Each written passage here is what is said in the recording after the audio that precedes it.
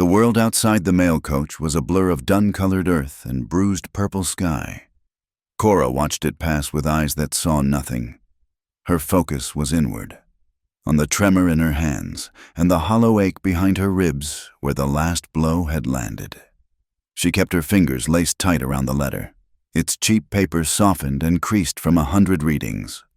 The words were a stranger's, the promise a desperate gamble, but they were the only thing that stood between her and the man she had fled. She was dressed in what was left of her bridal clothes. The simple muslin dress, meant for a modest ceremony in a Boston parlor, was now grayed with dust and road grime. Its thin fabric did little to ward off the chill that seeped through the coach's rattling frame. A bride, heading west to meet her groom. The lie was so fragile it felt like a ghost on her tongue. Her real wedding had lasted less than a day. The ring, a heavy gold band that had felt like a shackle, was gone. Pawned in a smoky Kansas City shop for the price of this one-way ticket to desolation. In its place was a faint, pale circle on her finger and the phantom weight of a promise she had been forced to break to save herself. Her bruises were still fresh, blooming in shades of violet and sickly yellow beneath the high collar of her dress, and the long sleeves she kept pulled over her wrists. Each jolt of the coach was a fresh agony, a sharp reminder of her husband's hands, his breath thick with whiskey, his voice a rasp of ownership.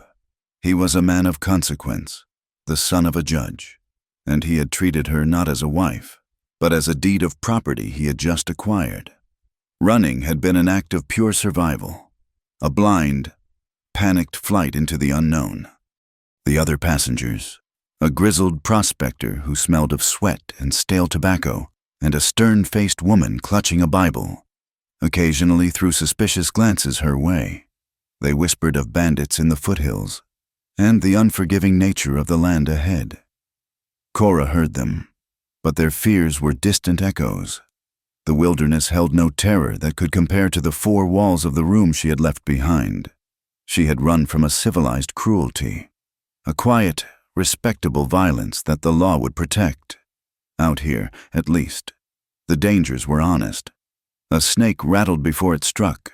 A wolf howled before it hunted. They did not smile at you over a dinner table before breaking your bones in the dark. She pressed her forehead against the cool glass of the window. The letter, a talisman in her hand. The scrawled signature read Silas Miller. His words were simple, direct. He owned a small ranch. He wrote, he was looking for a wife to build a life with. He promised respect and a steady hand. Cora clung to those words. Respect. A steady hand. It was more than she had ever dared to hope for. She did not need love or passion or pretty words. She just needed a place where she would not be hurt. A place where she could finally stop running. A place where she could, perhaps, become invisible.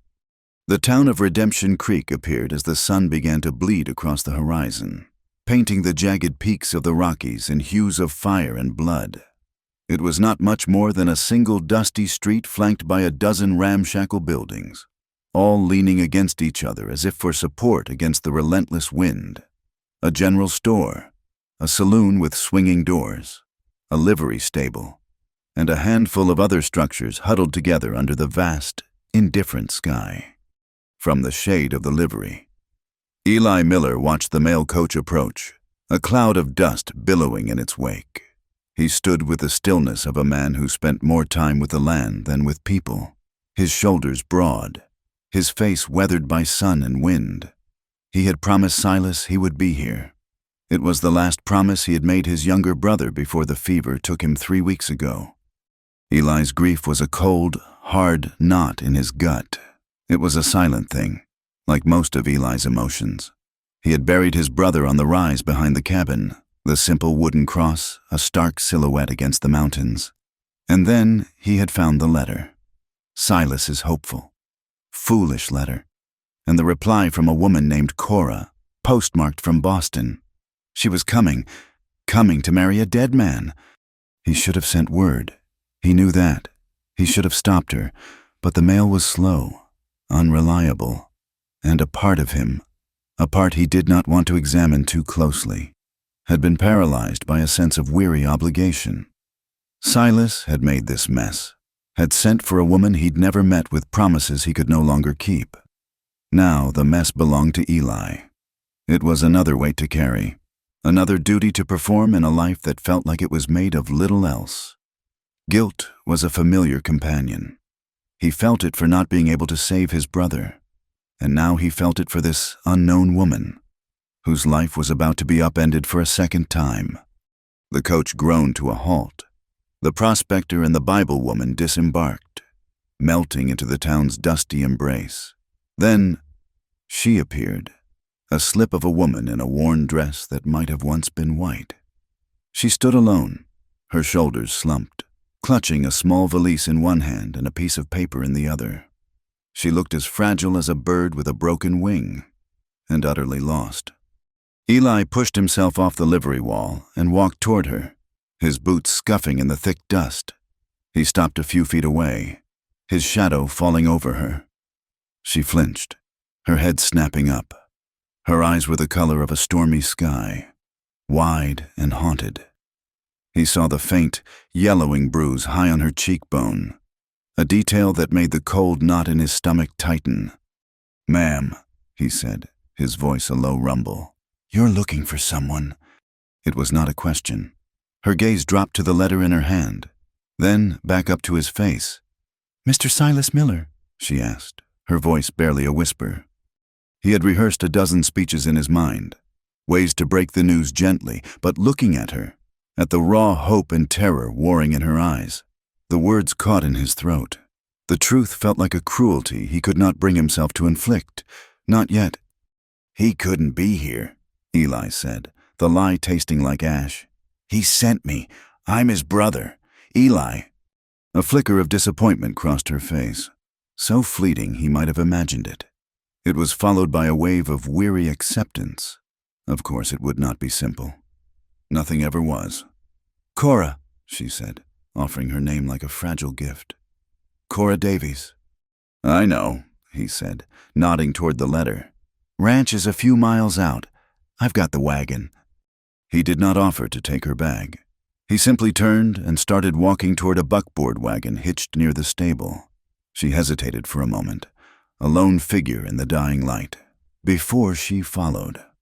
The ride to the ranch was silent. The only sounds were the creak of the wagon wheels and the rhythmic clopping of the horses' hooves. Cora sat stiffly on the hard wooden bench, her hands clasped in her lap.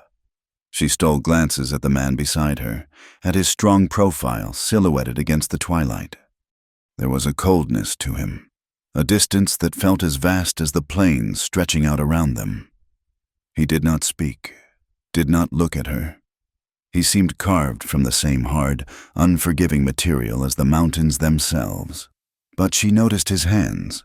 They held the reins with a practiced ease, his knuckles scarred and calloused from hard labor. They were big, rough hands, but there was a quiet confidence in them, a gentleness in the way they guided the horse. They were not the hands of her husband, which had been soft and manicured, and had only ever been raised to strike. This small observation was the first breath of air she'd taken since stepping off the coach. The cabin was small, nestled in a grove of cottonwoods by a winding creek. It was a simple structure of rough-hewn logs, with a stone chimney breathing a thin plume of smoke into the crisp evening air. A dog barked from a nearby barn as they pulled up, a deep, resonant sound that echoed in the stillness. Inside, the cabin was sparse but clean. A single room served as kitchen, parlor, and bedroom. A stone fireplace dominated one wall. A bed was tucked into a corner, and a simple table with 2 chairs stood in the center. It was a man's space, smelling of wood smoke, leather, and coffee. "Silas. He sleeps in the barn when he's breaking a new horse," Eli said, the lie coming more easily this time. It explained the single bed. "You can take the cabin." Cora simply nodded, her gaze sweeping over the small space that was to be her new home. It was nothing like the grand, suffocating houses of Boston. It was small, contained, and blessedly empty. She could breathe here. Eli brought in her valise and set it by the door. He added another log to the fire, sending a shower of orange sparks up the chimney. "There's stew in the pot on the hearth, water in the bucket. I'll be in the barn." He paused at the door, his hand on the latch, his back to her. "The door has a bolt on the inside." He said it without turning. A simple statement of fact, but she heard the meaning behind it. He was giving her permission to be afraid. He was giving her the means to feel safe from him. The unspoken kindness of it was a shock, a small, sharp pain in her chest. "Thank you," she whispered to his back. He gave a slight, almost imperceptible nod and was gone, closing the door softly behind him. The moment she was alone, the tension that had held her rigid for days finally began to ebb, leaving a profound exhaustion in its wake. She moved to the door and slid the heavy wooden bolt into place. The sound of it clicking home was the most reassuring noise she had ever heard. She ate the stew mechanically, not tasting it. It was warm and filling, and that was all that mattered. She explored the cabin with tentative steps, touching the rough wood of the table, the cool metal of the water pump. It was real. She was here. She was safe, at least for tonight. When it was time to sleep, she did not undress. She simply took off her dusty boots and lay on top of the quilt on the bed.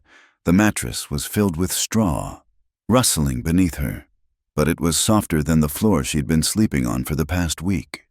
Before she lay down, she opened her valise. From beneath her spare dress and undergarments, she retrieved a small, sharp paring knife. She slid it under the pillow, its cool, hard shape a small comfort in the overwhelming dark. She curled into a tight ball, facing the wall, her body aching with a weariness that went bone deep. The silence of the cabin pressed in on her. Outside, the wind began to howl, a low, mournful sound that seemed to seep through the log walls. It sounded like a lonely, grieving thing. It sounded like her own heart. A single, hot tear escaped her eye and traced a path through the grime on her cheek. "Please," she whispered into the darkness, the words a prayer to a God she no longer believed in. "Just let me disappear." She awoke to a world of white. The small window was a frosted square. The light filtering through it was pale and diffuse. The wind was no longer a mournful moan. It was a high, shrieking roar, a physical force that battered the small cabin. Cora sat up, her heart pounding. The fire had been reduced to a bed of glowing orange embers. The cold in the room was a living thing. She went to the window and scraped away a small patch of frost. All she could see was a maelstrom of swirling, driving snow. The barn, which had been clearly visible last night, was completely gone, swallowed by the whiteout. A blizzard had descended upon them in the night, a brutal, powerful storm that had locked them in its icy embrace. They were trapped. Panic, cold and sharp, pricked at her. She was trapped in a tiny cabin with a man she did not know, a man whose brother she was supposed to marry. The bolt on the door suddenly felt flimsy and inadequate. Just then, the door rattled. A gust of wind and snow burst into the room as Eli pushed his way inside, a load of firewood cradled in his arms. He was covered in snow, his hat and coat white, his eyebrows and mustache frosted over. He stomped his feet on the hearth, shaking the snow from his clothes. He did not look at her as he knelt and began methodically rebuilding the fire. "Blizzard," he said, his voice matter-of-fact. "Could be a day. Could be a week." He worked with an efficient, focused energy, laying the kindling, adding the larger logs, gently blowing on the embers until a small flame licked at the wood. Within minutes, the fire was crackling, pushing back the oppressive cold. Cora watched him, her panic slowly receding, replaced by a grudging sense of security. He was capable. He knew what he was doing. The days that followed fell into a strange, silent rhythm. The storm raged outside, a constant, howling reminder of their isolation. Inside, they moved around each other in the small space with a careful, unspoken choreography. They rarely spoke. There were no pleasantries, no attempts at conversation. The silence was a third presence in the room, a heavy blanket woven from their shared secrets and unspoken griefs. Yet, in that silence, a strange kind of communication began to form. On the second day, Cora, driven by a desperate need to be useful, found the sack of potatoes and onions and began peeling them for a stew. She worked at the table, her hands moving with a practiced rhythm, the small knife feeling familiar and comforting in her grasp. Eli watched her for a moment from his seat by the fire where he was mending a leather bridle, then gave a single, curt nod of approval. It felt like a roar of praise. She started to take on small chores. She fed the handful of chickens that roosted in a small coop attached to the cabin, battling her way through the snow to reach them.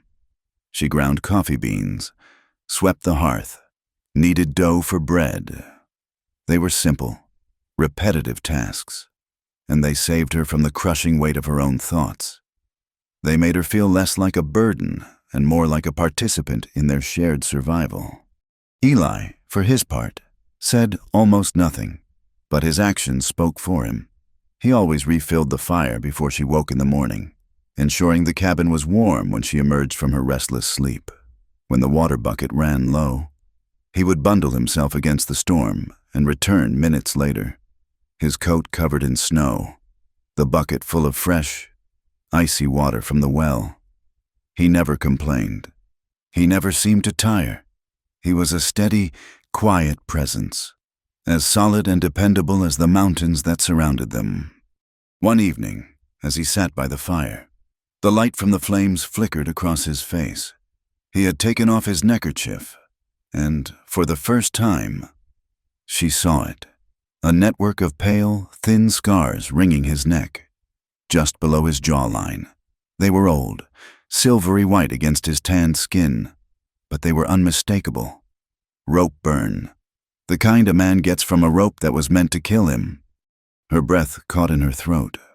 She looked away quickly, a hot flush of shame rising in her cheeks, as if she had been caught prying into a private diary. He must have felt her gaze, because when she dared to look back, he was watching her, his dark eyes unreadable. But he said nothing. He did not touch his neck or try to cover the scars. He simply held her gaze for a long moment, a silent acknowledgement passing between them. He had his scars, and she had hers. Neither of them would ask questions. They were two ghosts, haunting the same small space, respecting the sanctity of each other's wounds. The blizzard broke on the fourth day. The wind died first, leaving behind a silence so profound it seemed to have weight and substance. When Cora awoke, the world outside the small window was no longer a swirling chaos of white, but a landscape of breathtaking, pristine beauty. The snow lay in deep, sculpted drifts, sparkling under a sky scrubbed clean and painted a pale, brilliant blue. The air was sharp and cold, so pure it stung the lungs. The world felt new, as if it had been washed clean of all its sins. Cora, however, could not be washed clean so easily. The enforced stillness of the storm had given her mind too much room to roam, and it had inevitably wandered back to the dark, suffocating corners she tried so desperately to keep locked away. The memories came mostly at night, in fractured, terrifying shards. She remembered the parlor, heavy with the scent of lilies and beeswax. Her husband, Judge Thompson's son, Arthur, had stood beside her, his hand a proprietary weight on her arm. He was a man twice her age, with a soft, fleshy face and eyes that were small and cold, like chips of slate. He had smiled for the guests, a thin, satisfied smile that did not reach his eyes. He had bought her, her dowry a welcome addition to his family's fortune, her youth a pretty ornament for his arm. She had been sold, a transaction as clean and emotionless as the sale of a prize mare. The wedding night was a blur of expensive lace and cheap brutality. In their grand, imposing bedroom, the mask of civility had dropped. He had approached her not as a husband, but as a conqueror taking possession of new territory. His words were low and slurred with brandy, whispers of what she now owed him, of the duties she would perform. She remembered the scratch of his woolen suit against her cheek, the way he'd torn the delicate buttons from her dress when they would not yield easily. There was no tenderness, no pretense of affection. It was a claiming, an assertion of ownership. When she had recoiled, a small, involuntary sound of fear escaping her lips. His cold eyes had hardened with irritation. His first strike was a surprise, a sharp, stinging slap that sent her stumbling backward. The shock was more profound than the pain. In her naivete, she had not imagined this. The violence was swift, efficient, and impersonal. It was the violence of a man breaking an object that was not behaving as it should. She fought back, a frantic, desperate scrabbling that only seemed to fuel his cold anger. He'd grabbed her, his fingers digging into her arms, and the world had dissolved into a nightmare of pain and shame. She ran when he was done, when he lay snoring in the magnificent four-poster bed, his breath rattling in his chest. She had crept from the room, her body a symphony of agony, a searing pain in her side making each breath a fresh torture. Later, a doctor in a grimy back-alley clinic would tell her 2 of her ribs were broken. She had taken nothing but the clothes she wore and the small amount of cash from her dowry she had secreted away. A desperate measure against a future she had not quite been able to name but had instinctively feared, and she had run. The memory left her shivering in the bright morning light of the cabin. She hugged herself, her hands pressing against her side as if to hold the broken pieces of herself together. That afternoon, Eli led a horse from the barn into the round corral. It was a magnificent creature, a wild mustang the color of raw honey, its eyes wide with fear and defiance. It circled the pen, snorting, its muscles coiled like a steel spring. Cora watched from the porch of the cabin, her arms wrapped around herself. She expected a fight, a battle of wills, the crack of a whip and the breaking of a spirit. It was the only way she had ever seen a man deal with something wild. But Eli did not fight. He entered the corral and simply stood in the center, his body relaxed, his hands at his sides. He did not look directly at the horse, but watched it from the corner of his eye, giving it space, letting it grow accustomed to his presence. He spoke to it, his voice a low, steady murmur, not words so much as a sound, a calm, reassuring vibration in the cold air. The horse continued to circle, but the frantic edge to its movements began to soften. Slowly, tentatively, it began to slow its pace, its ears twitching, listening. For what felt like hours, Eli simply stood there, a beacon of calm in the horse's storm of fear. He moved slowly, deliberately, each gesture measured and predictable. He held out a hand, palm open, and waited. The horse snorted, shied away, then circled back, its curiosity warring with its instinct to flee. Finally, after a long, patient wait, the horse stretched out its neck and touched its velvety nose to Eli's outstretched fingers. It was a moment of profound, quiet communication. There was no force, no domination. There was only patience, respect, and a deep, intuitive understanding. Cora watched, her throat tight with an emotion she could not name. She saw the stark, brutal contrast between this scene and the violence that haunted her own memories. Arthur had sought to break her, to force her into submission through fear and pain. Eli was not breaking this horse. He was earning its trust.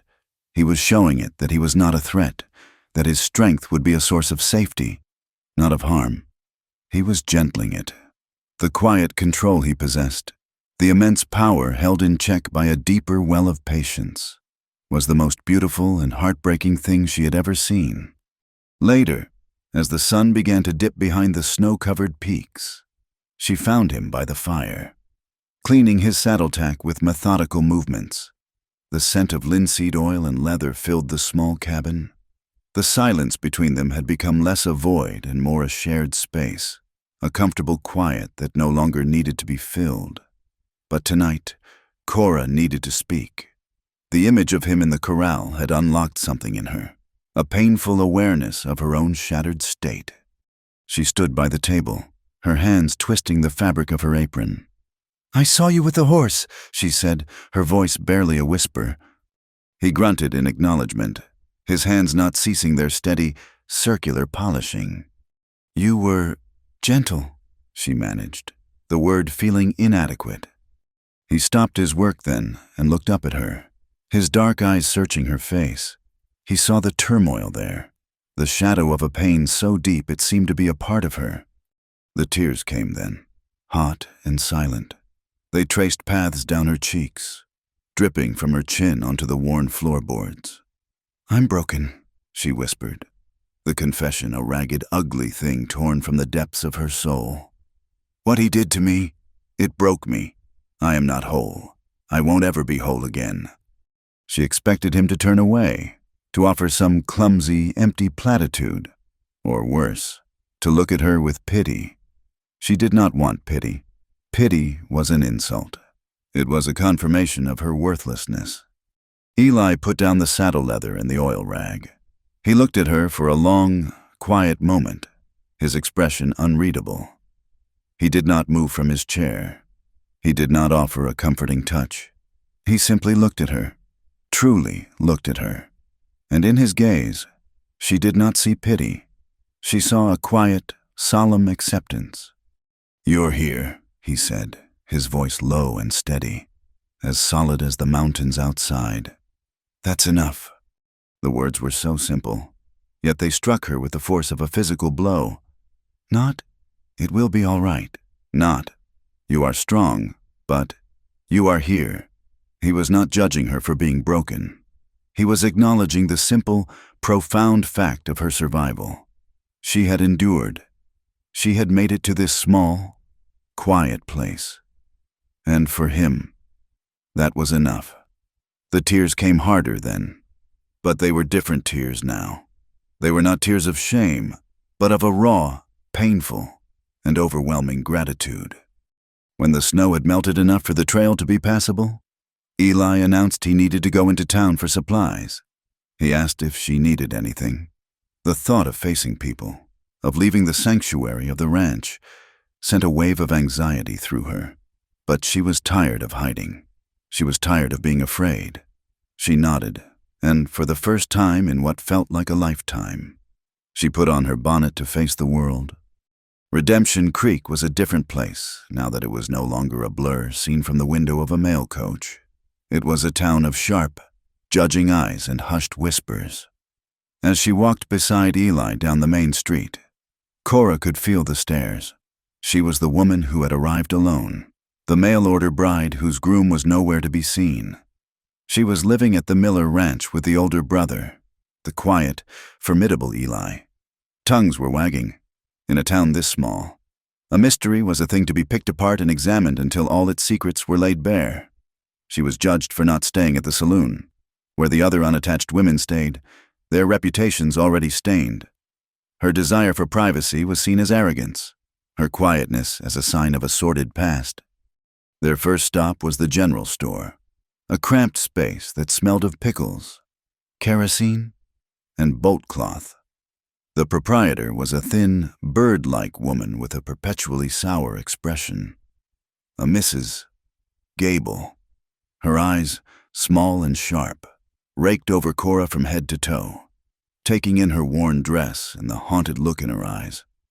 "Can I help you?" Mrs. Gable asked, her tone implying that it was highly unlikely.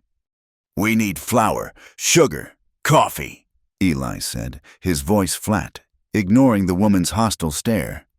As Eli listed the items, Cora wandered over to a display of ribbons, her fingers ghosting over a bolt of pale blue satin. It reminded her of a dress she had owned as a girl, before everything. "You'll be wanting something to spruce up that dress, I imagine," Mrs. Gable said, her voice dripping with false sweetness. She had appeared at Cora's elbow, silent as a cat. A bit of color does wonders, makes a woman look more respectable. The word hung in the air, heavy and sharp. Cora's hand recoiled from the ribbon as if it were a hot coal. Most girls who arrive on the coach alone, Mrs.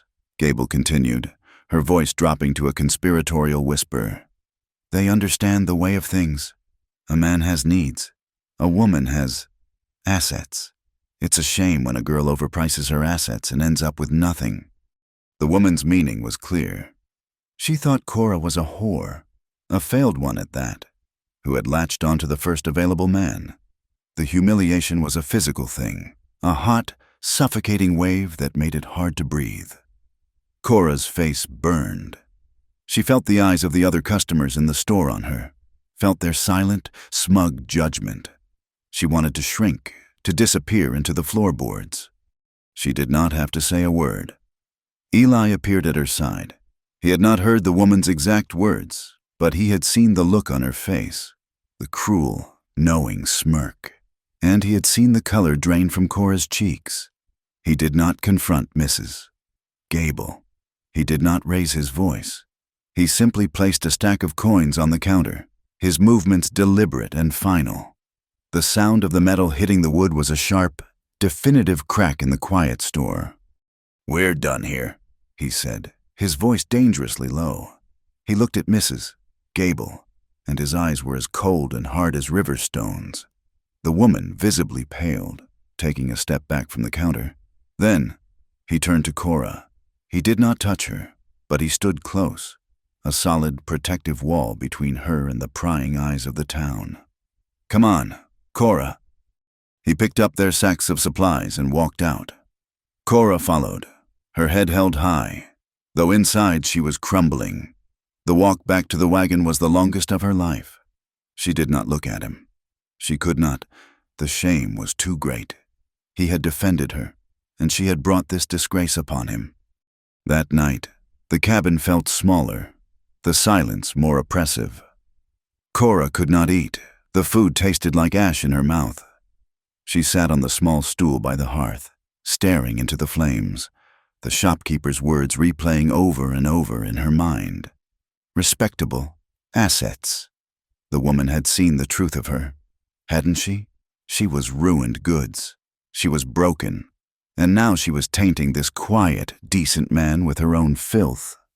Eli sat at the table, watching her. He could feel her pain radiating from her in waves. It was a raw, palpable thing, and it made the cold knot in his own gut twist painfully. He did not know what to say. Words were not his tools. He could gentle a horse, build a fence, track a deer for miles, but he did not know how to mend a broken heart. He got up to add another log to the fire, his shadow looming large on the cabin wall. As he walked past her, his boots silent on the floor, Cora's hand shot out, her fingers brushing against the rough denim of his trousers. It was an involuntary, desperate gesture. "Please," she whispered, her voice choked with unshed tears. "Please don't let me go." The plea was so soft he almost did not hear it. It was the sound of a soul at the very end of its rope, a plea to not be cast out, to not be abandoned. It was the most vulnerable thing he had ever heard. He stopped. He stood over her for a long moment, his back to the fire. He wanted to reach out, to touch her, to offer some kind of comfort, but he knew, with an instinct he did not know he possessed, that a touch might be more than she could bear. It might feel like a claim, like an obligation. So he did the only thing he could think of. He pulled the other chair from the table and set it down beside her stool. He sat down, his side just a few inches from hers, close enough that she could feel the warmth radiating from him, but not touching. He did not speak. He just sat with her in the flickering firelight, a silent, steady guardian against the darkness that threatened to consume her. After a long time, her ragged breathing began to even out. The tension in her shoulders eased, slowly, tentatively. Her head drooped until it came to rest against his side, her cheek pressed against the solid, comforting strength of his thigh. She had fallen asleep. He sat there, unmoving for hours, the weight of her head a small, warm anchor in the vast, lonely landscape of his life. Long after she had stirred and moved to her own bed, Eli remained by the dying fire. He pulled a folded, creased letter from his shirt pocket. It was Silas's. He had kept it, a tangible piece of his brother, a reminder of the duty he had undertaken. He stared at the familiar, boyish scrawl, at the hopeful, naive words that had brought this broken, beautiful woman into his life. He had done this for Silas. He had taken her in out of guilt and a sense of familial obligation. But as he sat there in the quiet dark, the phantom warmth of her head still on his leg, he knew that was no longer true. His feelings for her had nothing to do with his brother anymore. They were his own. He stood up, walked to the door, and stepped out into the cold, star-dusted night. He walked a few paces from the cabin to the small grove of cottonwoods. With his bare hands, he dug a small hole in the cold, damp earth. He placed the letter inside, Silas's hopes and Cora's reply together. He pushed the dirt back into the hole and packed it down with the heel of his boot. He was burying the past. He was burying his guilt. He was accepting that the woman sleeping in his cabin was not his brother's intended. She was his, and he would not, could not, let her go. The fragile peace that had settled over the ranch was as delicate as the first spring thaw. The days grew longer, and the brutal white of winter slowly gave way to the muddy brown of the earth reawakening. A routine, quiet and unspoken, had formed between them. Cora would rise in the pre-dawn chill to find the fire already blazing, a testament to Eli's early hours. She would make coffee and oatmeal, and they would eat in their customary silence. A silence that was no longer empty, but filled with a shared understanding. She spent her days tending to the chickens, mending their clothes, and taking tentative steps toward making the Spartan cabin feel like a home. She even found a small patch of earth near the porch and began turning the soil, dreaming of planting seeds. She was beginning to feel something that resembled hope, a dangerous, fragile seedling pushing its way through the frozen ground of her heart. She found herself watching Eli as he worked, admiring the steady, competent strength in his hands, whether he was splitting logs with a clean, powerful swing of the axe or carefully resetting a loose horseshoe. He still said little, but she had learned to read him in other ways, in the slight softening of his eyes when she hummed a forgotten tune, in the way he left a pail of fresh milk on the porch for her each morning. She was safe. The thought was so foreign, so overwhelming. She barely dared to acknowledge it, for fear it would vanish like a morning mist. The peace was shattered on a Tuesday. Eli had ridden out to check the northern fence line, a full day's ride, leaving Cora alone at the ranch. She was hanging laundry on a line stretched between two cottonwoods when she saw the rider approach. He was not from Redemption Creek. She knew that instantly. He rode a fine-looking bay horse, but it was the man himself who set her nerves on edge. He wore a dark city coat, out of place in this rugged land, and a flat-brimmed hat that shadowed his face. He rode not with the easy lope of a cowboy, but with a rigid, purposeful posture. He did not look at the ranch. He rode straight into town, a harbinger of a world Cora had prayed she had left behind forever. An icy dread, cold and familiar, coiled in her stomach. She told herself she was being foolish. It was just a traveler, a stranger passing through. But she could not shake the feeling of being watched, the primal instinct of prey that has scented a predator on the wind. She finished her work, her movements jerky and stiff, her eyes constantly scanning the trail that led to town. Later that afternoon, she walked to the rise behind the cabin, the one that overlooked the road to Redemption Creek. She told herself she was just stretching her legs, getting some air, but she knew she was looking for him. And she found him. He was standing on the porch of the saloon, talking to a pair of local ranchers. Even from this distance, she could see the way he held himself, a confident, predatory stillness. He was asking questions, showing them something, a piece of paper, and then he turned his head, his gaze sweeping across the landscape, and for a heart-stopping moment, she felt as if his eyes, cold and calculating even from half a mile away, had landed directly on her. She knew him, not his name, not his face, but his kind. He was a man who hunted people for money, a man hired by the rich and powerful to retrieve their property. And she knew, with a certainty that stole the breath from her lungs, what property he had been sent to retrieve. Her panic, pure and blinding, seized her. The world tilted, the blue sky pressing down on her, the ground unsteady beneath her feet. She scrambled back from the rise, stumbling, her hands flailing for balance. She ran, not toward the safety of the cabin, but toward the dark, cavernous mouth of the barn. It was a place of shadows, a place to hide. She burrowed her way behind a stack of hay bales in the loft, crawling into the dark, scratchy space until she was completely concealed. She curled into a tight ball, her arms wrapped around her head, trying to make herself as small as possible, trying to disappear. The scent of dry hay and dust filled her nostrils, choking her. Her heart hammered against her ribs. A frantic, trapped bird. The world narrowed to this dark, suffocating space, to the sound of her own ragged breathing. Eli found her there hours later.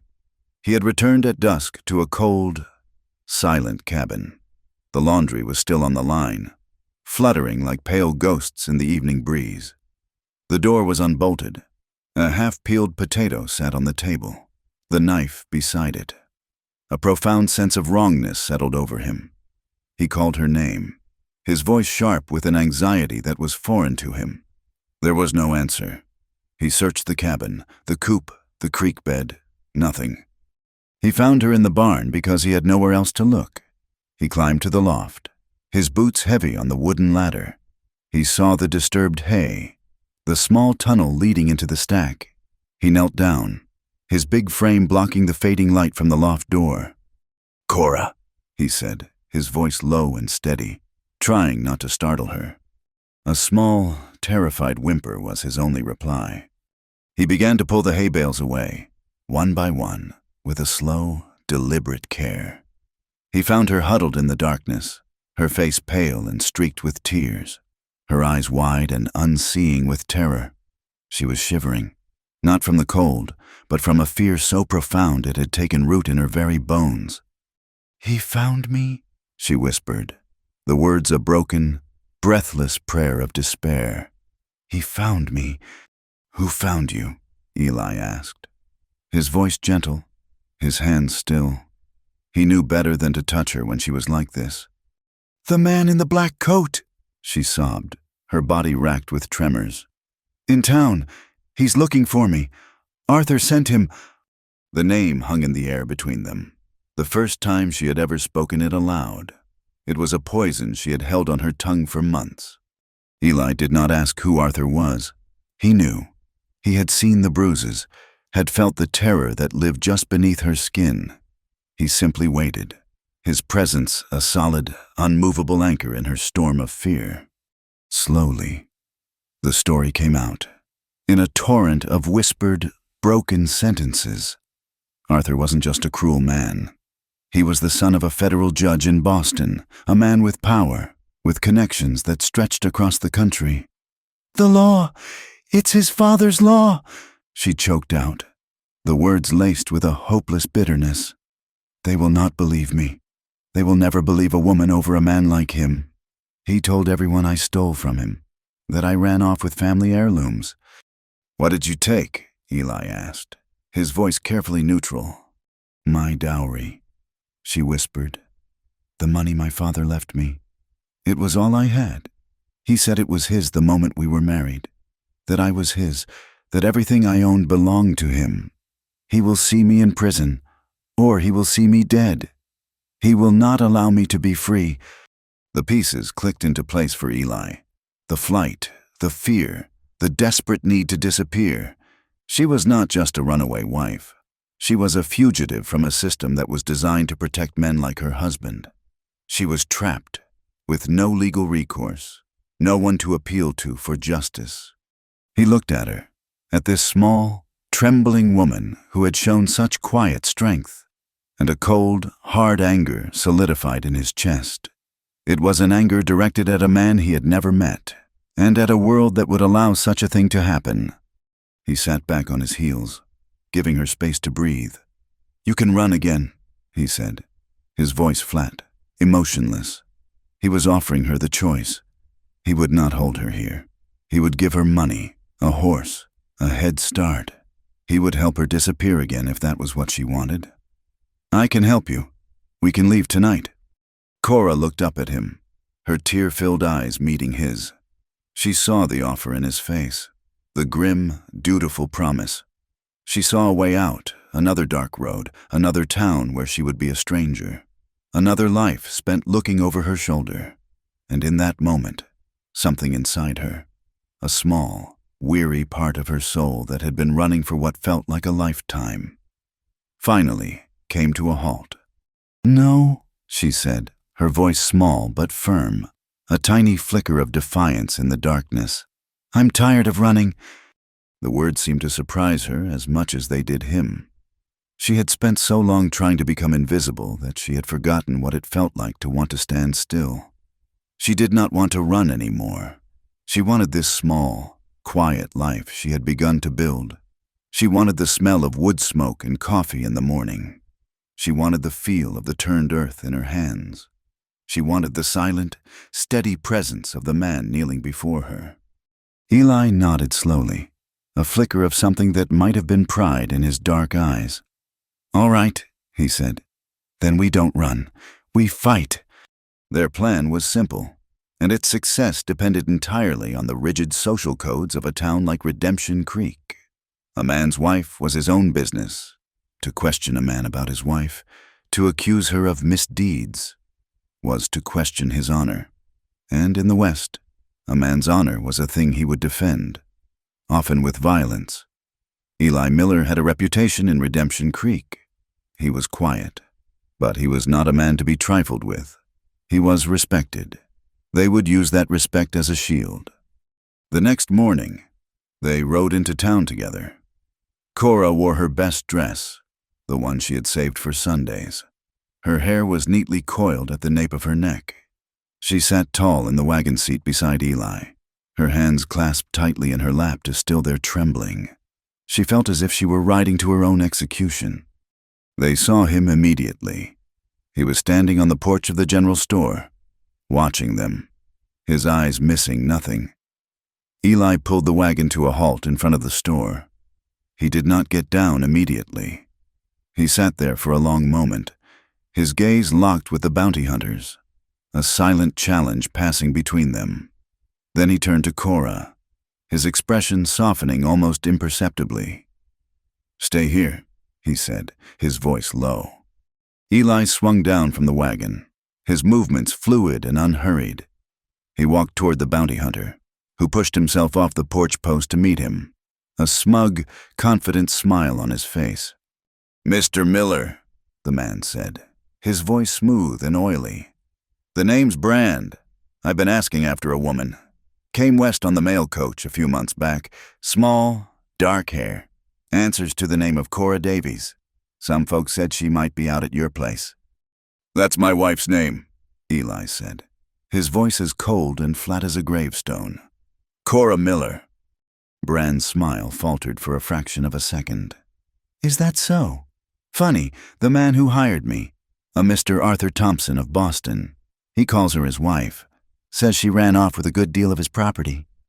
"A man can say a lot of things when he's been left," Eli said, his voice never rising, but carrying a deadly quiet intensity. "My wife came west to marry my brother. He passed before she arrived. I took his place. We were married by a traveling preacher a month ago. Her business in Boston is finished. Her life is here now. With me." From the wagon, Cora watched, her heart in her throat. Every word Eli spoke was a lie, a beautifully constructed fortress built to protect her. Brand's eyes narrowed. He looked from Eli's hard, unyielding face to Cora, who sat frozen in the wagon. "I have a warrant," he said, patting his coat pocket. For the arrest of Cora Davies for theft. That warrant is for a woman who doesn't exist anymore. Eli said, You serve that on my wife, and you'll be serving it on a miller, in this town. And you'll find that the people here, and the sheriff, tend to side with their own. You're a long way from Boston. Mr. Brand, the law looks different out here. It was a bluff, but a powerful one. The few people on the street had stopped to watch, their faces curious. Brand was an outsider. Eli was one of them. The bounty hunter looked around, at the hard, weathered faces watching him, and he seemed to weigh his options. He could press the issue, create a scene, but it would likely end with him being run out of town on a rail. Or worse. He held Eli's gaze for a moment longer, then gave a curt, dismissive shrug. A misunderstanding, then, he said, his voice tight with frustration. He tipped his hat, a gesture devoid of any real respect. My apologies to the missus. He turned and walked away, his back rigid. He did not leave town. He went into the saloon, but the immediate threat had passed. Eli stood there for a moment, watching him go, before he turned and walked back to the wagon. He did not speak as he climbed back into the seat. He just clicked the reins, and they started the long, silent ride back to the ranch. The strength that had held Cora together during the confrontation was a fragile, brittle thing. The moment the ranch came into view, the moment she knew they were safe, it shattered. A great shuddering sob escaped her, a sound of such profound grief and relief that it seemed to tear through her. She clapped a hand over her mouth, but it was too late. The dam had broken. Eli pulled the wagon to a halt. He said her name, his voice rough with concern. She shook her head, unable to speak, the sobs coming faster now, shaking her entire body. She was not just crying for the fear she had just endured. She was weeping for the girl she had been, the innocent girl who had believed in promises and wedding vows. She was grieving the loss of a life she would never have, the respectable, simple life that had been stolen from her. She was mourning the woman she could never be again. In one swift movement, Eli was beside her, his arms going around her. He pulled her from the wagon seat and held her, his hand cradling the back of her head, pressing her face into the rough fabric of his shirt. She collapsed against him, her fists clutching his shirt, and she wept until she had no tears left, her body limp and exhausted in his arms. He just held her, his embrace strong and solid, a silent promise that he would not let her fall. When her sobs finally subsided into ragged, hiccuping breaths, he gently tilted her face up to his. Her eyes were red and swollen, her face blotchy and stained with tears. He looked at her, and in his eyes she saw not pity, but a deep, aching tenderness that stole her breath. He lowered his head, slowly, giving her time to pull away. She did not. He kissed her. It was not a kiss of passion, of urgent, demanding desire. It was a kiss of profound, heartbreaking sorrow. It was a kiss that tasted of salt and grief, and a shared, unspoken pain. It was a kiss that said, I see your wounds. I am not afraid of them. As his lips met hers, a lifetime of trauma, of being touched with cruelty and ownership, rose up in her, and she flinched. A small, involuntary recoil. He pulled back instantly, his eyes filled with a pained understanding. He did not push. He did not demand more than she could give. He simply rested his forehead against hers, their breath mingling in the cool evening air. That night, a new, fragile tension settled in the cabin. The kiss hung between them, a question that neither of them knew how to answer. After their silent supper, Eli sat by the fire, oiling a rifle, his hands steady, his face a mask in the flickering light. Cora stood by the window, staring out at the star-dusted darkness. She knew that a line had been crossed. The lie he had told in town had bound them together in a way that the truth never had. He had called her his wife. He had stood between her and the world. She turned from the window and walked to the hearth, standing before him. He stopped his work and looked up at her, with trembling fingers. She began to unbutton her dress. The small, pearl buttons were difficult to navigate with her shaking hands. She did not look at him. She kept her eyes fixed on a point on the far wall. The dress slid from her shoulders and pooled at her feet, leaving her standing before him in her thin cotton chemise. She hesitated, her breath catching in her throat. Then, with a final, desperate act of will, she untied the ribbon of the chemise and let it fall, baring herself to him in the warm, revealing light of the fire. Her body was a roadmap of her past.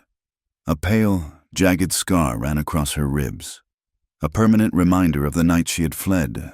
Faint, ghost-like bruises, old and new, mottled her skin. She stood before him, shivering, her arms wrapped around her waist in a futile attempt to hide herself. "Please," she whispered, her voice a raw, trembling thread of sound. She finally raised her eyes to meet his. "Just don't pity me." Eli looked at her. He saw the scars, the bruises, the trembling of her limbs. But he saw more than that. He saw the incredible, stubborn courage it had taken for her to stand here, to show him the truth of her, to trust him with her deepest, most painful vulnerability. He saw the woman who had survived, the woman who was tired of running, the woman who was fighting to reclaim herself. He set the rifle aside and rose to his feet slowly, so as not to frighten her. He walked to her, his steps measured and deliberate. He did not reach for her. He did not stare at her body. He looked directly into her eyes. He reached for the quilt on the bed, a heavy patchwork thing, and gently, carefully, he wrapped it around her shivering shoulders, cocooning her in its warmth. He cupped her face in his rough, calloused hands, his thumbs gently stroking her cheeks. "I see you," he said, his voice a low, gravelly rumble, thick with an emotion she had never heard from him before. "Not your bruises." The confrontation with the bounty hunter did not break them, it forged them. The lie Eli had told in town became a strange, unspoken truth between them. He had claimed her, not with the possessive cruelty of Arthur, but with a quiet, fierce protectiveness that was more binding than any law or vow. In the weeks that followed, the first snows of winter returned, not as a raging blizzard, but as a soft, persistent blanket that muffled the world, isolating them in a bubble of quiet intimacy. Winter deepened its hold on the high country, burying the trails and cutting them off from the prying eyes of Redemption Creek. The cabin became their entire world. This enforced isolation, which would have driven others to madness, became a healing balm for them. Their bond, which had been born in silence and shared trauma, now strengthened in the rhythm of simple, shared tasks. The days were marked not by the clock, but by the needs of the land and their small household. Cora would wake to the scrape of Eli's shovel clearing a path to the barn. She would take the milk pail, her breath pluming in the frigid air, and sit on a low stool in the warm, animal-scented darkness of the barn. The lone milk cow, a gentle creature named Daisy, would turn her head and watch her with large, liquid brown eyes. The rhythmic pull and squeeze, the hiss of warm milk hitting the bottom of the pail, became a form of meditation, a grounding ritual that connected her to the simple, life-sustaining pulse of the earth. Eli's days were a testament to his tireless strength. The sharp, percussive ring of his axe echoed in the crisp air as he chopped wood, building a formidable fortress of logs against the side of the cabin, a bulwark against the relentless cold. He would spend hours in the barn, mending harnesses, his large hands surprisingly deft with the awl and thread. He was a man who found his purpose in work, in the steady, tangible results of his labor. Together, they made cider. Eli brought up a barrel of apples from the root cellar, their skins wrinkled but their flesh still crisp and sweet. They sat at the table in the evenings, the firelight dancing on the log walls, and worked side by side. Cora would peel the apples, the long, curling strips of red and green falling into a bowl. while Eli cored and sliced them. They filled a large crock with the fruit, adding cinnamon sticks and cloves, and left it by the hearth. The cabin soon filled with the warm, sweet, spicy scent of autumn, a fragrance of comfort and home that seemed to seep into Cora's very soul. They spoke more now, but their conversations were still sparse, revolving around the practicalities of their life. The snow is deep on the north ridge. The chickens need more feed. This cider is turning out well. But beneath the simple words, a deeper current flowed. A shared look across the room. A small, almost imperceptible smile. The comfortable ease of two people who have learned to move around each other in a small space without friction. The nights were the hardest. The cold was a physical presence, and the darkness seemed to bring the ghosts of the past with it. Cora would lie in her bed, the knife still under her pillow, and listen to the sound of Eli breathing on his bedroll by the fire. She would hear him shift in his sleep, the rustle of his blankets a lonely sound in the vast silence. She ached with a need she could not name, a profound, human yearning for warmth, for the simple comfort of another body beside her in the dark. It was not lust. Lust was a thing she associated with pain and humiliation. This was something deeper, a need born of a soul-deep coldness that the fire could not touch. One night, the wind howled with a particular ferocity, rattling the window pane and sending icy drafts snaking across the floor. A log shifted in the fireplace, sending a cascade of embers onto the hearth. Eli rose to tend to it, his silhouette a dark, powerful shape against the orange glow. Cora sat up in bed, clutching her quilt to her chin. He finished with the fire and turned, his eyes finding hers in the dim light. He saw the fear in them, the profound loneliness she could not hide. He did not speak. He did not have to. He walked to her bed, his steps silent. He lifted a corner of the quilt, a silent invitation. Her heart hammered against her ribs, but it was not the frantic beat of fear. It was the heavy, expectant thrum of hope. She moved over, making space for him. He lay down on top of the covers, his weight a solid, reassuring presence beside her. He did not touch her, at first. He just lay there, a barrier of warmth against the cold, a guardian against the dark. After a long time, she felt his hand, calloused and warm, cover hers where it clutched the quilt. His touch was feather-light, asking for nothing. Slowly, she uncurled her fingers and laced them with his, and then she slept, a deep, dreamless sleep, for the first time since she had come west. It became their new routine. Each night, he would join her, a silent guardian sharing his warmth.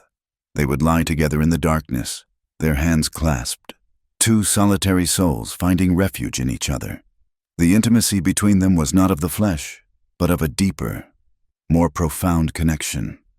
It was tender, raw, and deeply healing. It was the quiet acknowledgement that they were no longer alone, with the safety of Eli's presence. Cora began to dream again, but her dreams were no longer haunted by the ghosts of Boston. They were filled with images of the future. She dreamed of planting a garden in the spring, of rows of bright green lettuce and plump red tomatoes. She dreamed of painting the cabin door a cheerful shade of blue.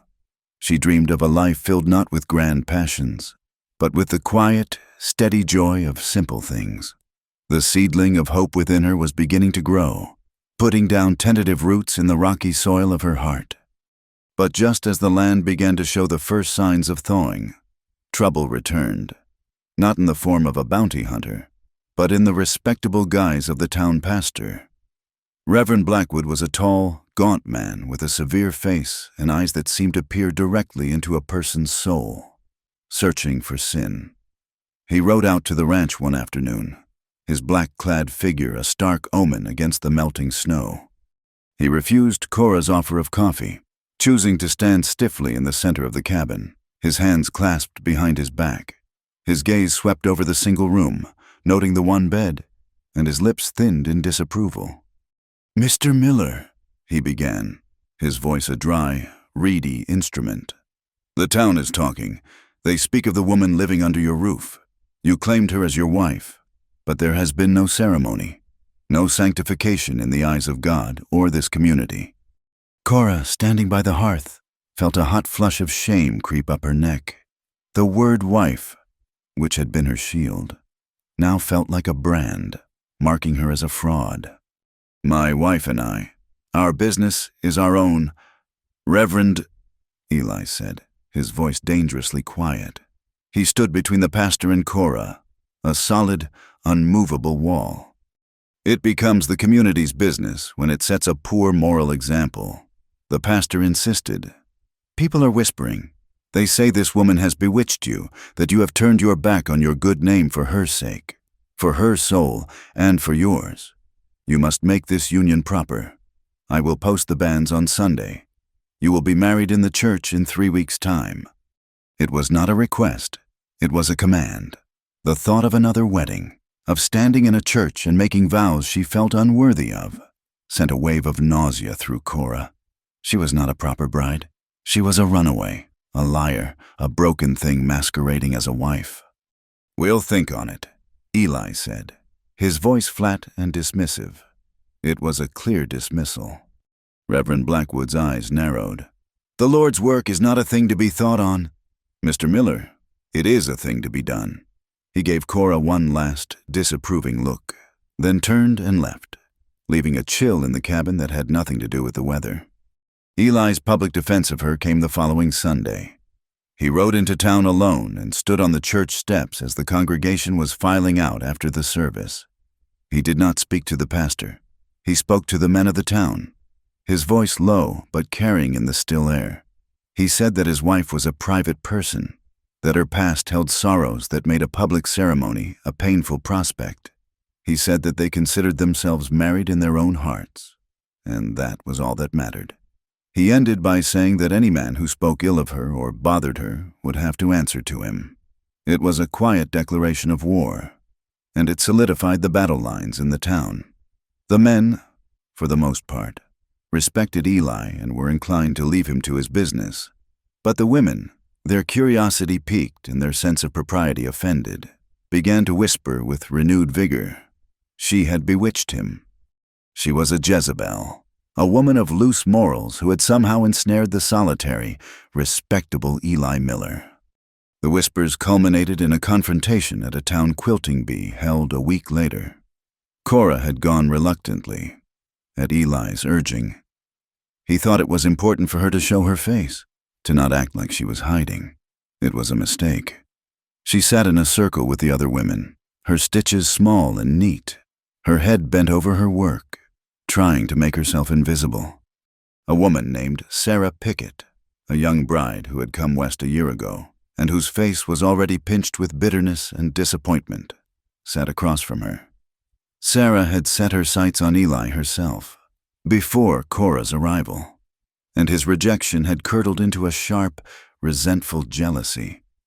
"It must be nice," Sarah said, her voice loud enough for the whole room to hear. "To have a man so besotted that he'll throw away his good name for you. I had to have a proper wedding. My husband insisted on it. But I suppose some women have ways of getting what they want without having to bother with vows." The other women fell silent, their needles stopping mid-stitch. All eyes were on Cora. Cora's face burned, but she kept her eyes on her sewing. "I don't know what you mean," she said, her voice barely audible. "Oh, I think you do," Sarah sneered, her lips curling in a cruel smile. "We all know your kind. You arrive with no family, no history, and you latch on to the first man with a roof over his head. You play the shy, wounded bird, but you're no better than the girls who work at the saloon. At least they're honest about what they're selling. You're just a whore dressed in white." Something inside Cora snapped. The years of fear, of shame, of swallowing insults and hiding her pain, erupted in a single, blinding flash of rage. She was on her feet before she even realized she had moved. Her hand flew through the air, and the sharp crack of her palm connecting with Sarah's cheek echoed in the stunned silence of the room. Sarah gasped, her hand flying to her face, a bright red mark blooming on her skin. For a moment, no one moved. Then, the full weight of what she had done crashed down on Cora. She looked at the shocked, condemning faces around her, and the old, familiar panic seized her. She dropped her sewing and fled, pushing her way out of the hall and into the muddy alley behind it. She collapsed against the rough, cold wall of the building, her body shaking. Great, shuddering sobs tearing from her throat. She had done it now. She had confirmed all their worst suspicions. She was not a respectable woman. She was violent, uncontrolled, a creature of base instincts. She did not hear Eli approach. She only knew he was there when his strong, warm hands cupped her face, forcing her to look at him. His expression was not angry, not disappointed. It was fierce and tender, and filled with a blazing pride that stunned her into silence. "You don't owe this place a damn thing," he said, his voice a low, rough growl. Not their approval, not their forgiveness, nothing. He wiped a tear from her cheek with his thumb. "Let's go home." He led her to the wagon, and they rode out of town, leaving the whispers and the judgment behind them. But they did not go straight back to the ranch. Eli guided the horse onto a narrow, winding trail that led up into the foothills. They rode in silence until they reached a high, wind-swept cliff that overlooked the entire valley. A single, simple wooden cross stood at the edge, stark against the vast, blue sky. "This is where I buried him," Eli said, his voice quiet. "Silas." Cora dismounted and walked to the edge of the cliff, her heart aching for the man she had never known, and for the quiet, grieving brother who stood behind her. Eli came to stand beside her, his gaze on the distant horizon. "There's something I have to tell you," he said, his voice heavy. "The letter, the one you answered, it wasn't from me." Cora turned to look at him, a confused frown on her face. "I know. It was from your brother." "No," he said, finally turning to meet her eyes. His own were filled with a deep, pained honesty. "You don't understand. Silas, he was dead before you ever got on that coach. He died of a fever 3 weeks before you arrived. I found your letter after I buried him. I should have sent word, but it was too late. I didn't know what else to do. So I met you in town. I lied to you. I've been lying to you ever since." The world seemed to tilt beneath Cora's feet, the solid ground she had so carefully, so tentatively, begun to build her new life upon crumbled into dust. Every moment, every shared silence, every quiet kindness was cast in a new, sinister light. It had all been based on a lie of pity. He hadn't chosen her. He had been saddled with her, a duty, a burden left behind by his dead brother. A sharp, searing pain, colder and deeper than any physical blow, lanced through her. It was the pain of betrayal. The one person in the world she had allowed herself to trust, the one person who had made her feel safe, had been deceiving her from the very beginning.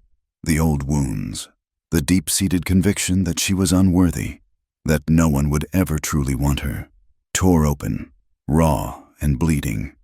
But as she looked at his face, at the profound guilt and sorrow etched there, another, quieter emotion surfaced. She understood. She understood the impossible position he had been in. She understood the weary sense of duty that had compelled him to meet her. She saw the man who had offered her a home when he owed her nothing, the man who had stood between her and a bounty hunter, the man who had held her while she wept. His actions had been truer than his words, but the lie was a chasm between them. She felt a sob rise in her throat, but she choked it down. She could not cry in front of him. She could not let him see how completely this had shattered her. "Cora," he began, taking a step toward her, his hand outstretched. She flinched back as if he had tried to strike her. "Don't!" she whispered, her voice hoarse. "Don't touch me!" She turned and began to walk away, back down the trail, her steps unsteady. She did not know where she was going. She only knew she had to get away from him, away from the lie, away from the devastating truth of his pity. She was haunted by a lifetime of trust issues, of being abandoned and sold and used. And now, The one safe harbor she had found had proven to be built on a foundation of sand. She needed space. She needed to breathe. She needed to find out if she could stand on her own, without the support of a man's kindness or a man's lies. Eli watched her go, his hand dropping to his side, his heart a cold, heavy stone in his chest. He had done it. In his clumsy attempt at honesty, he had broken the one precious, fragile thing he had ever hoped to protect. He watched until her small, solitary figure disappeared around a bend in the trail. He waited at the cabin all evening, the silence a crushing weight. He watched the sun set, the sky turning to shades of bruised purple and blood orange.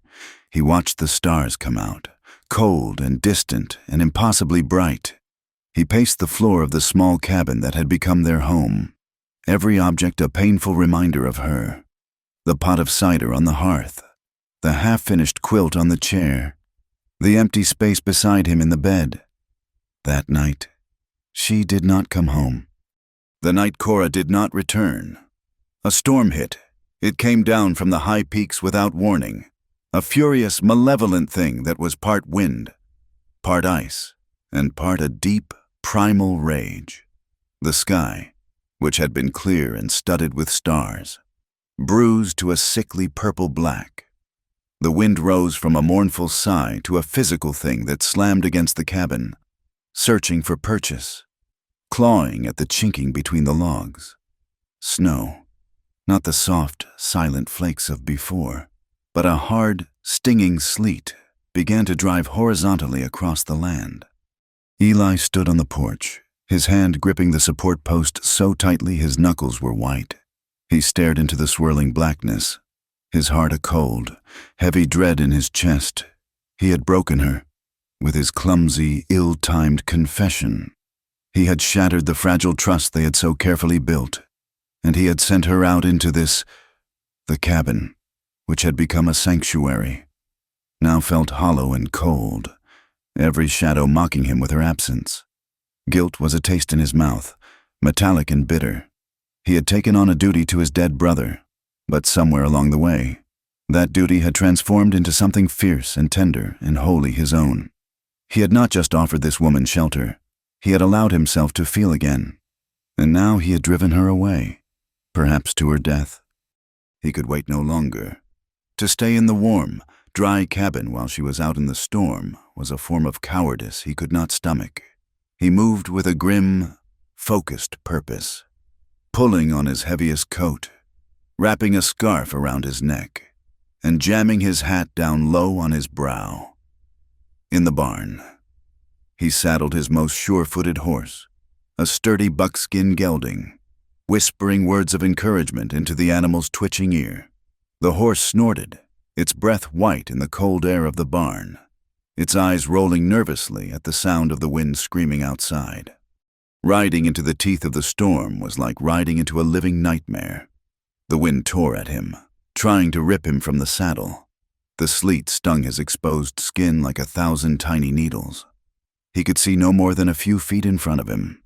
The familiar landscape transformed into a churning, chaotic world of white and black. He did not know where he was going. He only knew that he had to find her.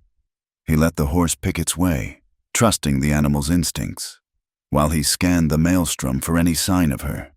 A scrap of fabric, a footprint, anything.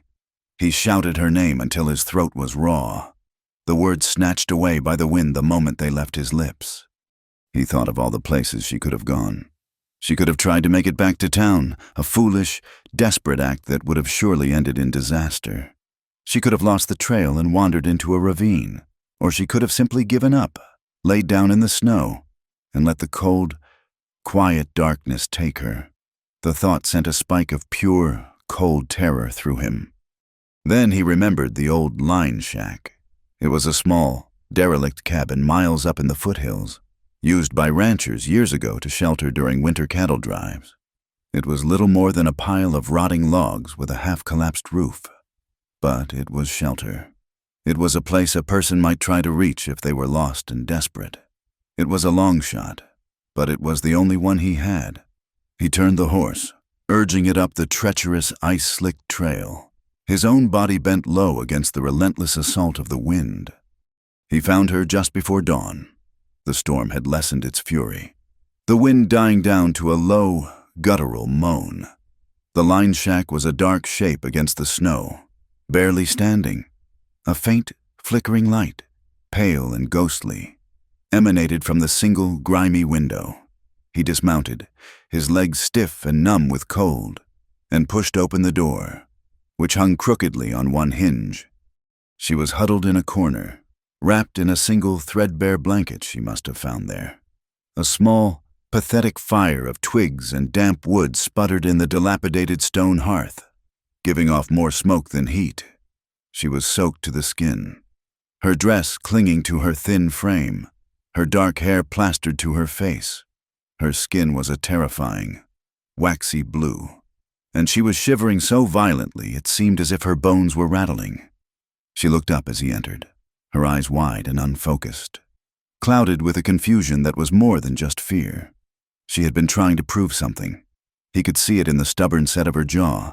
Even now, she had been trying to prove that she could survive alone, that she did not need him, or his pity, or his lies. And she had failed. He did not speak. He crossed the small, dirt-floored room in 2 strides and knelt before her. He touched her cheek, and her skin was as cold as ice. The sight of her, so small and broken and utterly defeated, shattered the last of his carefully constructed emotional walls. A raw, ragged sound escaped his throat, a sound of grief and fury and a love so fierce it was a physical pain. He scooped her up in his arms. She was terrifyingly light, as if she were made of nothing more than bird bones and sorrow. She murmured something, a faint, incoherent protest, but he paid it no mind. He wrapped her in his own thick, dry coat, cocooning her against his chest, trying to force his own warmth into her frozen body. He carried her out of the shack and into the gray, pre-dawn light. As he settled her in the saddle in front of him, her head lolling against his shoulder, he bent his head, his lips brushing against her icy temple.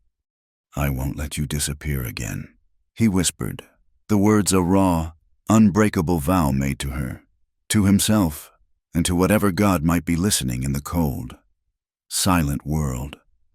The ride back was a slow, torturous journey. He held her tight against him, his arms a cage of warmth and protection, feeling the faint, shallow flutter of her breath against his neck. By the time they reached the ranch, she was unconscious, her body limp in his arms. He carried her into the cabin and laid her on the bed. He worked with a frantic, desperate efficiency, stripping away her wet, frozen clothes and wrapping her in every blanket he could find. He built the fire up until it was a roaring inferno, the heat so intense it was almost unbearable. He rubbed her hands and feet, trying to force the life back into them, his own hands rough and clumsy in their tenderness. Slowly, agonizingly, the blue tint of her skin began to recede, replaced by a flushed, angry red. The violent shivers subsided, replaced by a limp, unnerving stillness. She had survived the cold, but a new battle was just beginning. By nightfall, she was burning with fever. Her skin was dry and hot to the touch, her breathing shallow and rapid. She began to murmur, her voice a low, distressed thread of sound in the quiet cabin. She was no longer in the present, no longer in the safe, warm cabin with him. She was adrift in the fever-haunted seas of her past. Eli sat by her bedside, a basin of cool water and a cloth in his hand, and he listened. He bathed her face and her wrists, trying to cool the fire that was consuming her from within. And as he worked, he was given a glimpse into the dark, shadowed corners of her life that had existed long before Arthur Thompson. The memories were not coherent narratives, but fractured, painful shards that rose to the surface, forced out by the fever. "So hungry," she would murmur, her hands plucking at the blankets. "Just one piece of bread, please." She would whimper in her sleep, a small, lost sound. "Don't leave me, please, Mama. Don't leave me here." He heard fragments of a childhood spent not in a warm, loving home, but in a cold, unforgiving institution, a place of thin blankets and thinner soup. He heard hints of a deeper betrayal. She would sometimes cry out, a sharp, terrified sound. "Not my fault. I didn't do nothing wrong." Once, her eyes flew open, wide and unseeing, and she stared at the ceiling. "He paid for me," she whispered, her voice filled with a chilling, hollow clarity. "Said I was his now. Said I had to be a good girl." It was a man's hand, not Arthur's, but another. Exchanging coins. A transaction. She had been sold, not once, but many times over, in different ways, throughout her short, brutal life. Eli listened, and his heart broke. He had known she was wounded, but he had not understood the depth, the sheer, crushing weight of the trauma she carried. Her husband had not been the beginning of her suffering. He had merely been the most recent chapter in a long, tragic story of abandonment and exploitation. He sat through the long, dark night, his face grim, his jaw tight with a helpless rage. He refused to leave her side. He was a silent, steadfast sentinel, guarding her while she wrestled with the demons of her past.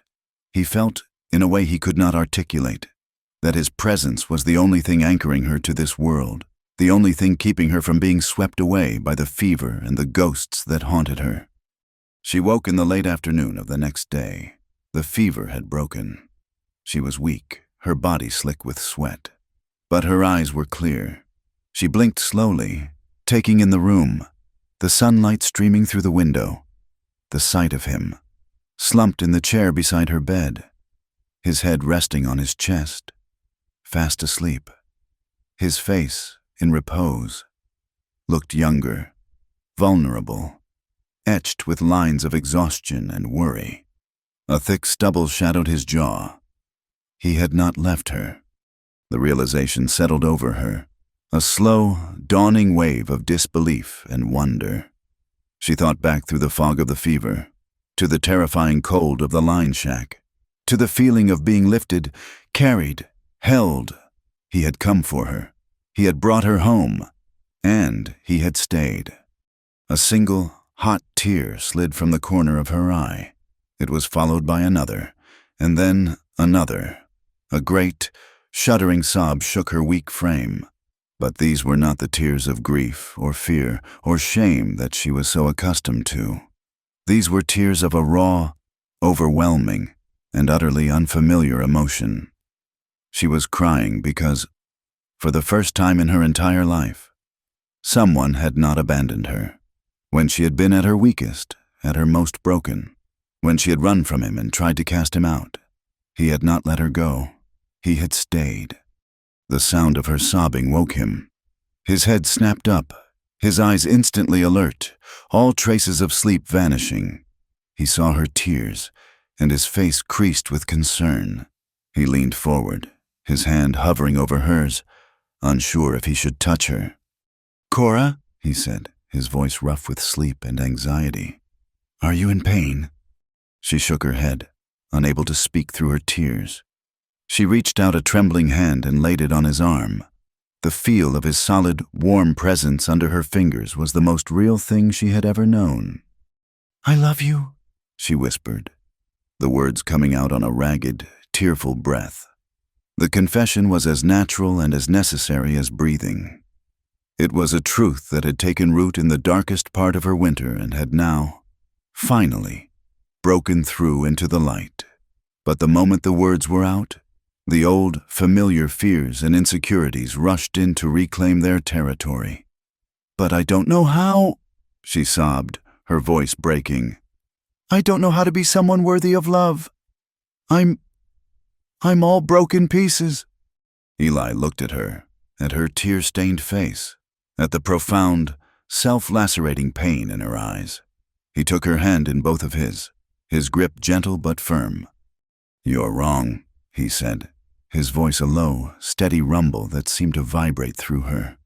"You're already her." He leaned closer, his dark eyes holding hers, forcing her to see the truth he was about to speak. You think I saved you, but you saved me. I was a dead man walking. Cora, just going through the motions. My heart was as cold and hard as that ground out there in January.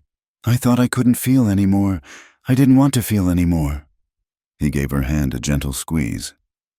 You're the woman who tamed a man who thought he couldn't feel anymore. You're the one who taught him how to live again. If anyone is unworthy, it's me. His words were a balm to her shattered soul. He was not just loving her in spite of her brokenness. He was showing her that her very existence, her survival, her quiet strength, had been a source of healing for him. She had not been a burden.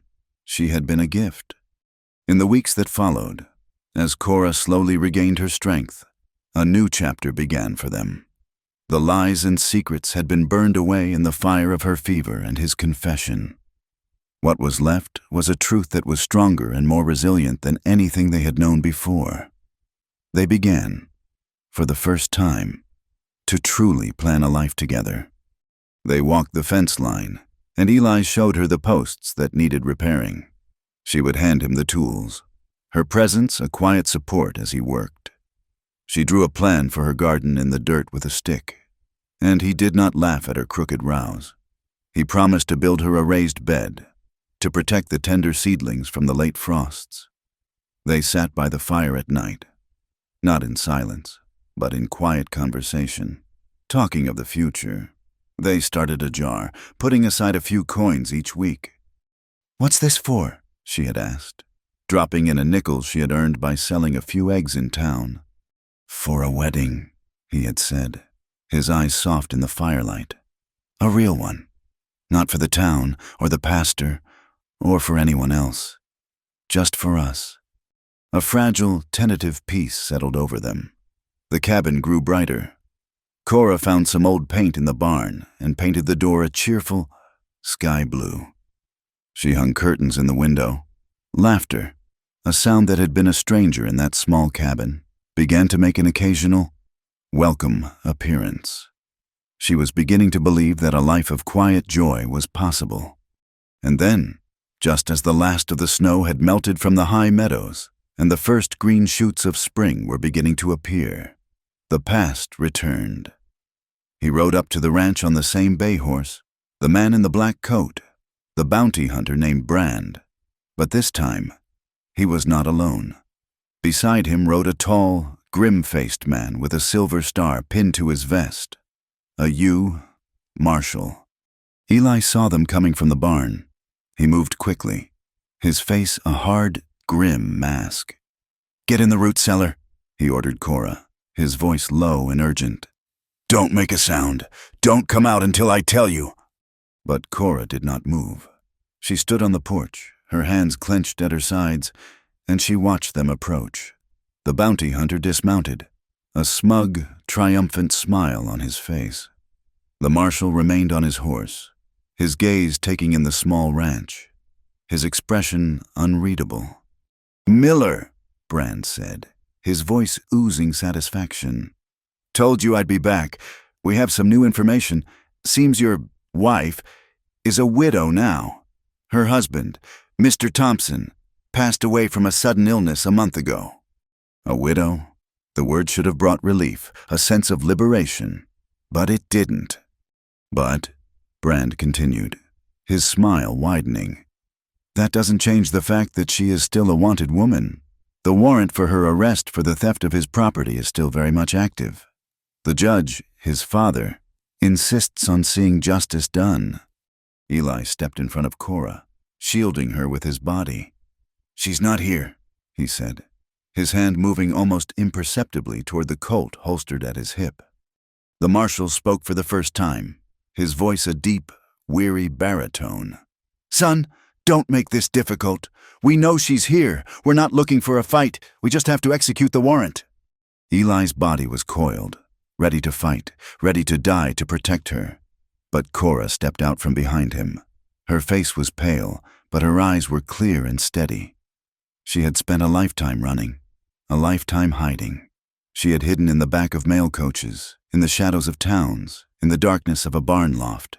She was tired, so profoundly, bone deeply tired of being hunted. She looked at Eli, at the fierce, desperate love in his eyes, and she laid a hand on his arm. "No more," she said, her voice quiet but filled with an unshakable resolve. "No more running, no more hiding." She turned to the marshal, her chin held high. "I am Cora Davies. I will go with you." The ride into Redemption Creek was a slow, deliberate procession into the mouth of judgment. Cora sat straight-backed on a horse the marshal had provided, her hands resting on the pommel, her gaze fixed on the muddy track ahead. The marshal rode beside her, a silent, impassive figure. He was not unkind, but his presence was a constant, heavy reminder of the law's unyielding grip behind them. Eli rode his buckskin, his face a granite mask of controlled fury. He had wanted to fight, to tear the star from the marshal's chest, to burn the warrant to ash.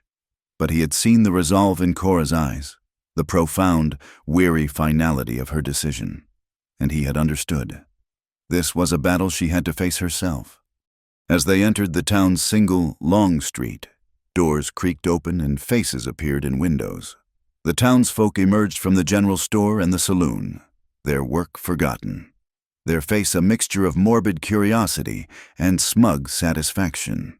Here she was, the strange woman from the Miller Ranch, the one who had put on airs, the one who had bewitched quiet Eli Miller, and now she was being led to the jail like a common criminal.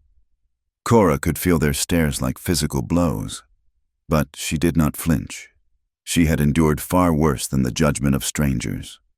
Her focus was on the man riding behind her, on the fierce, helpless love she could feel radiating from him like heat from a forge. The jail was a small, squat stone building at the end of the street. The marshal dismounted and helped her down, his touch impersonal and professional. Eli swung from his saddle, his boots hitting the ground with a thud that seemed to echo in the sudden silence of the street. He took a step toward her, his hands clenched into fists. Cora turned to him, her heart aching at the raw pain on his face. She reached out and laid a hand on his arm, her touch a plea for him to understand. "Don't," she said, her voice low and steady, for his ears only. "Don't make this harder. Go home, Eli." "I'm not leaving you here," he growled, his voice a low rumble of thunder. "Yes, you are," she insisted, her gaze unwavering. "You have to. There is nothing you can do. Please, don't wait for me." It was the cruelest thing she had ever said, but it was also the kindest. She was trying to release him, to cut the cord that tied him to her hopeless fate. She could not bear the thought of him wasting his life, waiting outside the walls of a prison for a woman who might never be free. Before he could argue, she turned and followed the marshal inside. The heavy oak door closed behind her with a sound of utter finality, shutting out the light, the sky, and the man she loved. The circuit judge arrived 2 days later. The trial, as it was held in the town's small, drafty meeting hall. The entire town seemed to be packed into the rough wooden pews, their faces upturned with a hungry expectation. Cora sat at a small table at the front, beside a court-appointed lawyer, a young, nervous man who smelled of bay rum and fear. Brand, the bounty hunter, sat at the opposing table, looking smug.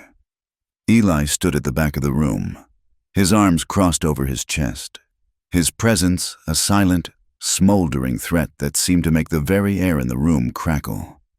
The proceedings were a grim, legalistic recitation of facts that bore little resemblance to the truth of her life. The prosecutor, a portly man from the territorial capital, laid out the case with cold efficiency. Cora Davies, wife of the late Arthur Thompson, had absconded from his home in Boston. She had taken with her a sum of money and several pieces of jewelry, property that, under the law of coverture, belonged exclusively to her husband. The warrant was legal, the charge was clear. It was a simple case of theft. When it was her turn, Cora stood. She did not look at her nervous young lawyer. She looked directly at the judge, a gray-haired man with tired, intelligent eyes. She spoke in a clear, quiet voice that carried to the back of the room. She did not cry. She did not plead for sympathy. She simply told her story. She spoke of her marriage, of the promises made and the reality she had found. She did not detail the violence. Her pride would not allow her to display her wounds for the gawking crowd. She simply said that the marriage was not a true union and that she had been forced to flee for her own safety. "And the money?" the prosecutor asked, his voice dripping with condescension. "You admit you took the money?" "I admit that I took what was mine," Cora replied, her voice gaining a new strength. "The money was my dowry, an inheritance left to me by my father. It was the money I had earned over 10 years of working as a governess. It was my own. I took it back so that I could start a new life, a life free from the man who had bought me." A murmur went through the crowd. The law was the law, and every man in the room knew that a wife's property belonged to her husband. But the story she told, the quiet dignity with which she told it, resonated with a deeper, more fundamental sense of justice. The law was gray, a rigid, unbending thing that did not always account for the messy, painful realities of human lives. The judge's face was unreadable, his fingers steepled before him. He was a man of the law, but he was also a man of the West, a place where people came to escape the rigid structures of the East, a place where survival often depended on a more pragmatic understanding of right and wrong. The prosecutor seemed to sense the shift in the room. He was about to launch into a diatribe about the sanctity of property rights when a commotion at the back of the hall made him pause. A woman was pushing her way through the crowd, her face pale but determined.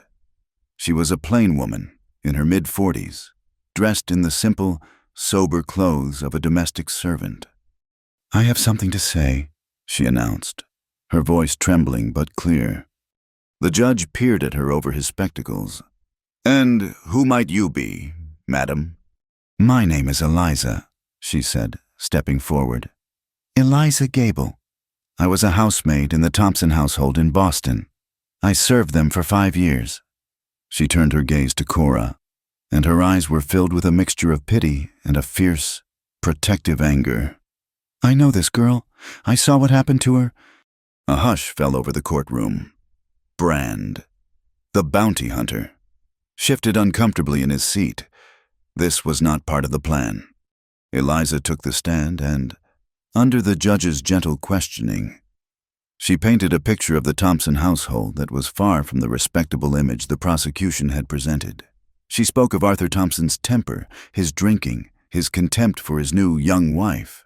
She spoke of the closed doors, the raised voices, the sounds of weeping in the night, and she spoke of the wedding night. "I was the one who found her," Eliza said, her voice dropping to a near whisper, but every person in the room strained to hear. "The next morning, she was hiding in the linen closet. She tried to hide it, but I saw the bruises on her face, on her arms. I saw the way she held herself, the way it hurt her to breathe. He broke her. That man, not just her ribs, but her spirit, and the money she took. I was there when her father's lawyer delivered it. It was her inheritance. I heard Judge Thompson himself say that it was a handsome price to pay for a pretty young bride." The final words landed in the silent courtroom with the force of a physical blow. The money was not just property. It was a payment. Cora had not been a wife. She had been a purchase. The theft was not a crime of greed, but an act of reclamation. She had not stolen property.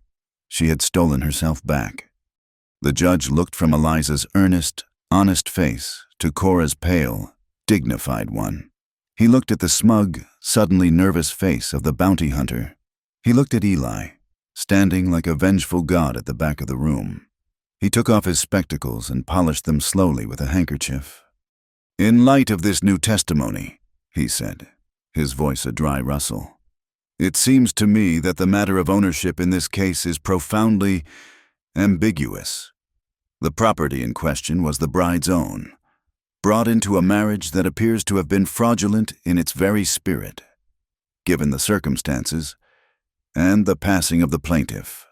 Mr. Thompson, I see no compelling reason for this court to pursue the matter further." He banged his gavel. The sound, a sharp, definitive crack. Case dismissed. The prisoner is free to go. For a moment, Cora did not move.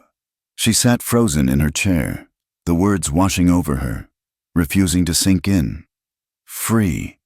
The word was so large, so foreign, she could not comprehend it. The crowd began to buzz, to shuffle out of the hall.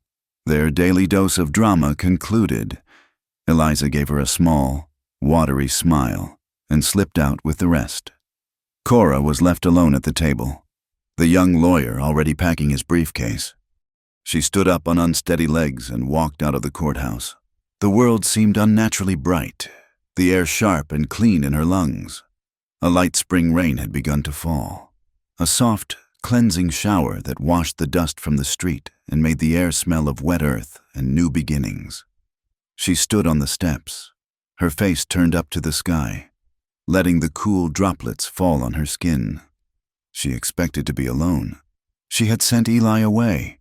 She had freed him from his obligation. She had prepared herself to walk out of this town alone, to start again, somewhere new. But he was there.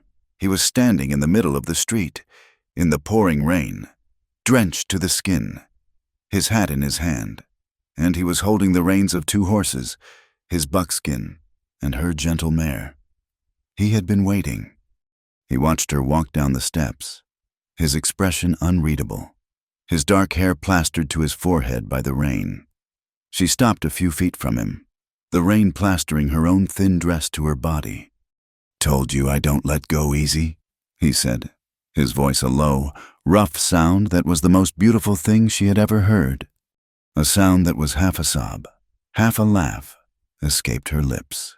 She closed the distance between them and walked straight into his arms. He held her tight, his embrace a circle of warmth and strength in the cold rain. He smelled of wet leather and horse and home. They rode back to the ranch in a shared, comfortable silence.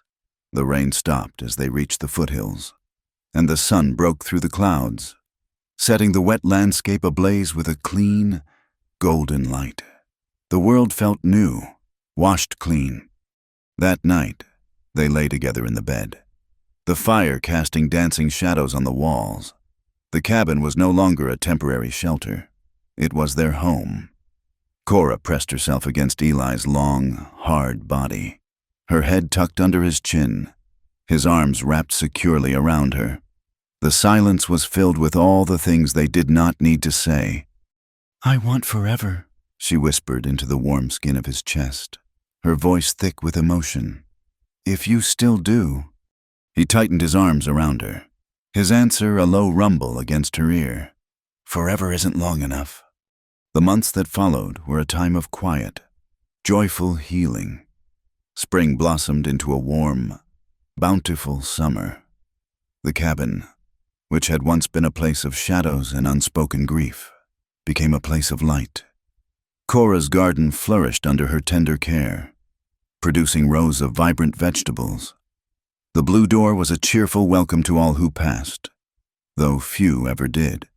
Laughter, once a stranger, became a frequent guest, a warm, rich sound that filled the small space. Eli's face lost some of its harsh, solitary lines, softened by a quiet contentment that seemed to emanate from his very core.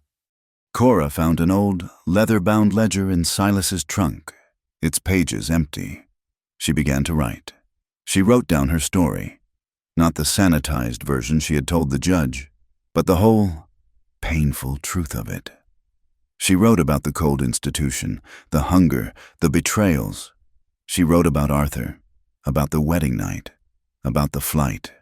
She wrote about the mail coach, and the blizzard, and the man with the quiet hands and the rope burns on his neck. It was not an act of self-pity, but of reclamation. She was taking the shadowed girl she had once been, the victim, the runaway, the broken thing, and she was leaving her behind on those pages. She was giving her a voice, and then she was letting her go. Their wedding was on a warm afternoon in late September, when the cottonwood leaves had begun to turn to gold. It was a small, quiet affair. The tired circuit judge, who had developed a soft spot for them, agreed to perform the ceremony. He rode out to the ranch, and they stood on the porch, with the mountains as their witness. Cora wore a simple dress of pale yellow cotton that she had sewn herself. There were no bruises to hide, no fears to mask. Her smile, as she looked up at Eli and spoke her vows, was real this time. A bright, radiant thing that lit up her whole face. As the sun began to set, casting long, golden shadows across the valley, they stood by the fence, looking out at the land that was their home. It was a hard, unforgiving land, but it had given them a refuge, a place to heal, a place to build a life. Cora leaned her head against Eli's shoulder, his arm a familiar, comforting weight around her. The peace she felt was so profound, so complete, it was almost overwhelming. The old fears were just ghosts now, faint whispers on the wind, but the memory of them, the deep, instinctual need for the safety he provided, would always be a part of her. She tilted her head up to look at him, at his strong, beloved face, silhouetted against the fiery sky. "Please don't let me go," she whispered, the words no longer a plea of terror, but a soft, tender affirmation of her love and her need. He looked down at her, his eyes filled with a love as vast and as enduring as the mountains themselves. He lowered his head and kissed her, a slow, gentle kiss that held the promise of 1,000 sunsets to come. "Never," he answered. Thank you for joining us around the campfire for this story. We'd love for you to comment where you're listening from to connect with fellow travelers on this journey. And don't forget to subscribe to the Wild West Campfire channel and share your thoughts in English.